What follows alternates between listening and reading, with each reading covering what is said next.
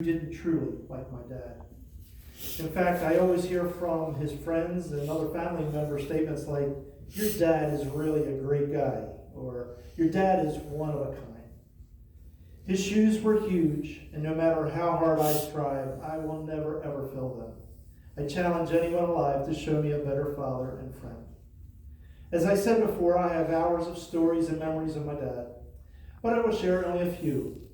As a very young musician who played trumpet, I struggled to become a better trumpeter because I had a very poor instrument to play, and like most 11 or 12-year-old kids, I badgered my dad day in and day out for a nice top-of-the-line trumpet.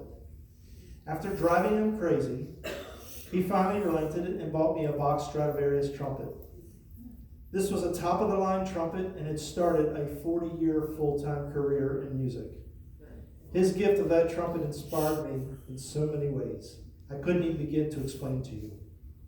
It is my wish that when I pass away, that trumpet lay alongside me forever. This is how much that horn means to me. Some of my earliest memories are waiting for Dad to get home from work so we could leave for Little League baseball. I'd be in my uniform, swinging my bat on the front lawn, counting down the minutes. You see, Dad coached baseball. Dad was my scoutmaster, and Dad was my biggest fan. He was always part of my life growing up. He was what all fathers should be to a growing boy. The year following my mom's death in 1971 was the closest time I ever spent with Dad. It was just him and me for dinner, watching TV, for weekends, and for nightly bedtime. You see, he never let on the pain and loneliness he had to be feeling with the loss of his beloved wife at the time. I lost my wife in 2005, and it devastated me. I struggled especially that first year. But Dad, as always, the great father, in 1971 never showed me his struggles. He only showed me strength and steadiness. I remembered his strength and wondered how he maintained that strength way back then. I thought of that incredible trait often after I lost my dad. He taught me what it means to have a great work ethic and goals in life. I sometimes cursed him because that goal-oriented drive sometimes drives me crazy and wears me out. I am always pushing harder and harder in business especially. Sometimes I just want to lay back and let someone else do the work. Dad wouldn't like that. He wouldn't say anything. He led by example. That was his way. One quick story. Dad always tried to sneak into whatever nightclub or social event I was performing at. He would sneak in the furthest door so I wouldn't catch him or see him entering the club. It never worked. I always saw him immediately. I'd be singing some love song and I'd see him come in way across the club and I'd say in the microphone, "Hi, Dad." And he couldn't believe it. He'd always say, "How did you see me?"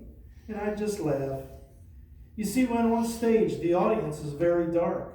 The only real bright light is the light at the entrance or door. So whenever he would open the door, or anyone would open the door, for me on stage, it was like a spotlight on him entering. I loved it. Most people didn't realize that on stage, you see everything. Of all the great things about my dad, I think the one trait that has always truly amazed me was his non-judgmental attitude. I don't recall him ever saying anything nasty about someone.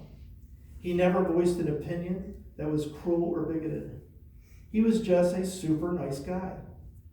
Once, when I was living a very unconventional lifestyle, Dad and I were driving somewhere and stopped to have dinner. He says, "Keith, can I ask you something?" I said, "Sure, of course."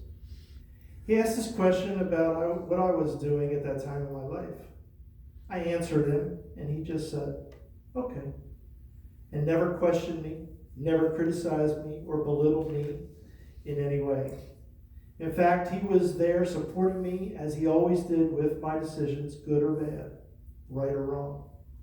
You see, that is who he was, a true friend, a devoted husband, and an amazing father to Larry and me. I love you, Dad, and I will miss you. As you all know, Dad suffered from Alzheimer's for the last 10 years or so. It was horrible to see him lose his mental capabilities. Slowly and painfully, we lost Dad. But in his younger days, he was always kind, and I always describe him as so very sweet. He was a sweet and a gentle man. And by his side, through the good and the bad, was Betty. Betty, I can never thank you enough for loving Dad and taking good care of him through the living hell this disease caused. Through all the bad times, one thing was constant. Dad continued to dance. The D's didn't affect his love or ability to dance and move with the music and hold his lovely wife in his arms. I have only known Dad to dance. He was dancing from the beginning of his time. It is what he did. Calvin Lamont was a dancing machine. All the ladies wanted to dance with him. That's how he met my mother, and that's how he met Betty, at a dance. So Betty suggested that the best way to conclude the tribute today and honor Calvin Homer Lamont is for us to do what he loved to do. Now, I know this might be a bit unconventional, but I think you will agree that it feels so very right.